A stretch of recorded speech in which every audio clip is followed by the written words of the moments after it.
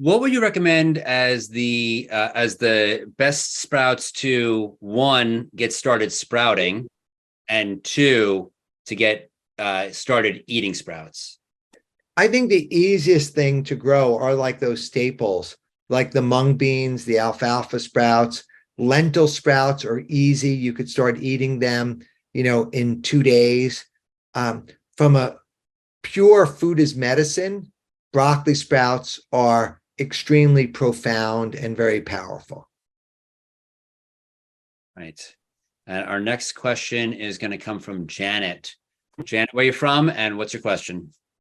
Hi, Doug. My name's Janet. I'm from the Chicago area. When I saw you on Rich Roll, whenever that was, and I bought two books of yours, one for me, one for my son, read it, but was nervous at the time to start it. It seemed complicated.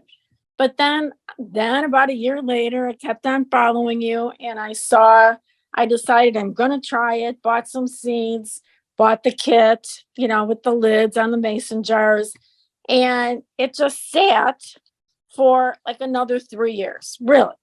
And I just thought, why am I not doing this? They're supposed to be good. Well, two of my close relatives were diagnosed with cancer recently, and I just said, I got to figure this out and share this with them. So I did. I started it. So I think maybe, I don't know, people are scared. And I've been plant-based for 8 years studying this, but I was still, I don't know, nervous about doing it. And I grow my garden outside. So I don't know what the fear was, but now that I've been doing it, I love it. And I'm only doing broccoli sprouts for them and for myself. And my question is, what other ones would you recommend for medicine, for, cancer healing specifically? And once you make them and you put them in the fridge, how long do they last? Because I actually have like 2 cups in my fridge. They don't smell or anything, but I think I just found them and they've been in there about a month. They smell, they taste good. I would put them right into your garden, into the compost pile. So Okay. I think the sprouts need to be fresh and consumed, within days of growing them. And I think that in our capitalistic melting pot society, the research, fortunately, around broccoli sprouts is the most, and it's the only one where there's peer-reviewed published papers of the chemoprotective properties because of the isothiocyanates, the glucosinolates in the cruciferous vegetables and in broccoli in particular, and broccoli sprouts have the highest concentration. So I can't recommend anything other than broccoli sprouts for that level of treatment. But what I can say is, I believe that there's incredible, unique, magical properties in every one of these seeds and every one of these plants that can be used for healing in different ways. But it will take time till these are all revealed. So in the meantime, what my suggestion is, and the knowledge that I've learned, is that sugar feeds the cancer cells, and that processed food literally is interpreted like an alien to the microbiome. So to the greatest extent of eating things that are organic, fresh, water-based, fiber-rich to feed the prebiotics of the microbiome is probably the best path that you could go down.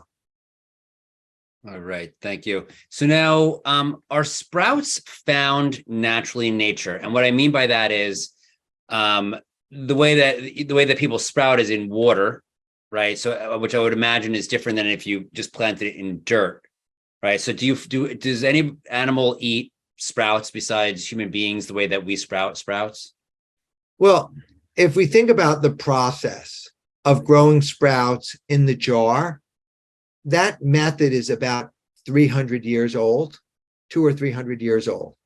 In nature, the cycle of life is that an animal would eat a fruit or eat a vegetable or eat the pod, and the seeds would go through its digestive tract and then pooped out. And in the poop, it would begin the germination process. And then it would go into the soil, and then it would germinate into a seedling. So in nature, you would see more of seedlings just shooting out. Like, I mean, I remember going to the Sequoia National Forest and seeing little sequoia sprouts that came from the pine cones of these massive 400 feet tall sequoia trees, start off as pine cones and little things and having little seedlings. I remember like literally, like I was on my hands and knees because I didn't want to touch it, but I wanted to like absorb the power and the energy of that beauty, and seeing that that little seed could grow into a 400-foot tree that would then fruit the pine cones with infinite other seeds and replicate itself over and over again. So I think in nature, what you'd see is more baby plants, but you won't see sprouts in this particular. What you might find is, I was at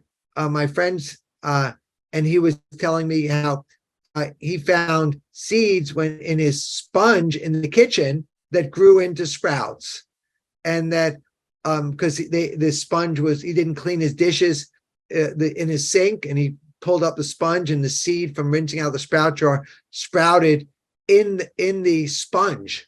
So these seeds want to come, they want to come alive. Mm-hmm. All right, great.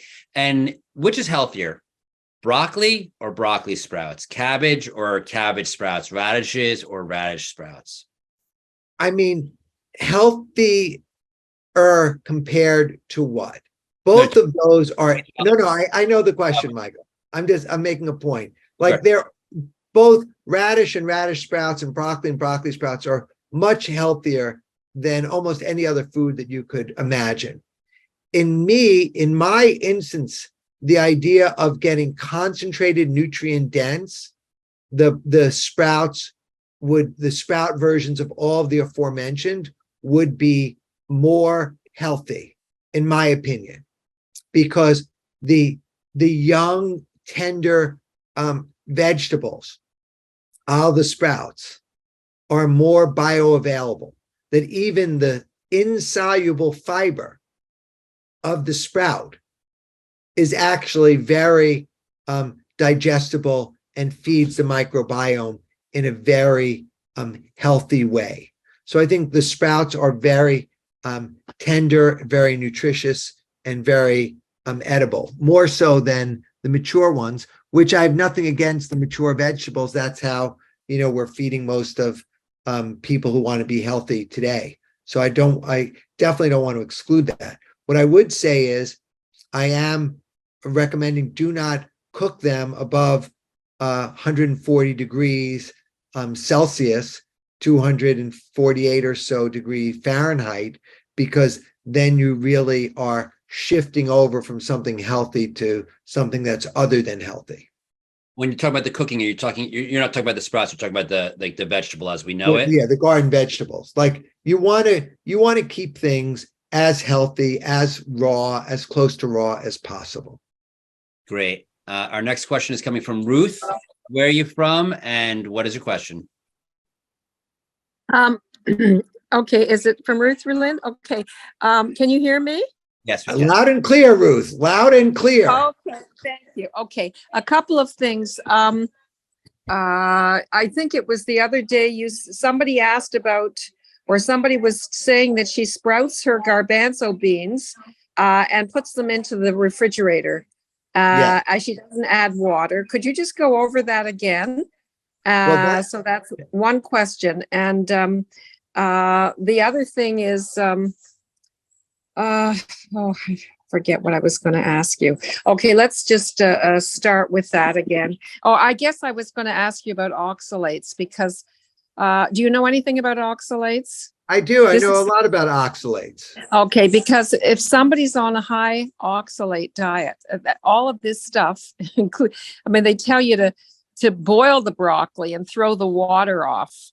So they tell you all this stuff is not good. And I know somebody already told me that it's a lot of, whatever. But okay, there's one moment, please. Okay, I'll let you answer that. Hello. I'll meet you around. I'm listening. All right. Oh my God, I love things that are live. There you go. So I think that oxalates have been demonized in this reductionist mentality when the macro information overall is that spinach is healthy, oxalates that exist within the healthy plants are healthy and are part of an overall healthy diet. There may be few people that might have a gluten insensitivity or an oxalate insensitivity or a lectin insensitivity, but by and large, for most people, they don't need gluten-free food. They don't need to watch their oxalates. What they need to watch out for is cooked food, processed food, refined food, overly seasoned salt, oils, and fat foods.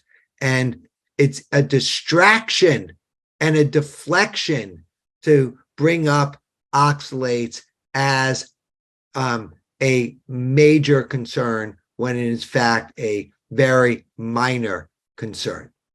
So hope I answered that correctly.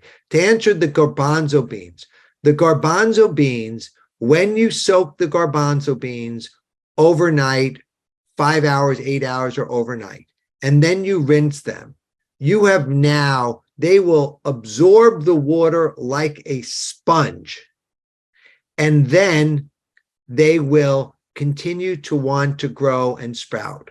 If you overwater them and you leave them outside in the sprouting in a humid environment, they may get slimy and smell. So Anna Marie's technique is to soak them to trigger germination and then store them in the refrigerator, and they will already just continue to grow. Now, the refrigerator is a form of preservation, so they will grow slower, but they will grow and they will germinate and they will get tails. And that cryo method of growing can be used. Alternatively, you can rinse them twice a day and start to eat them on the second or third day of growing them outside in the jar method.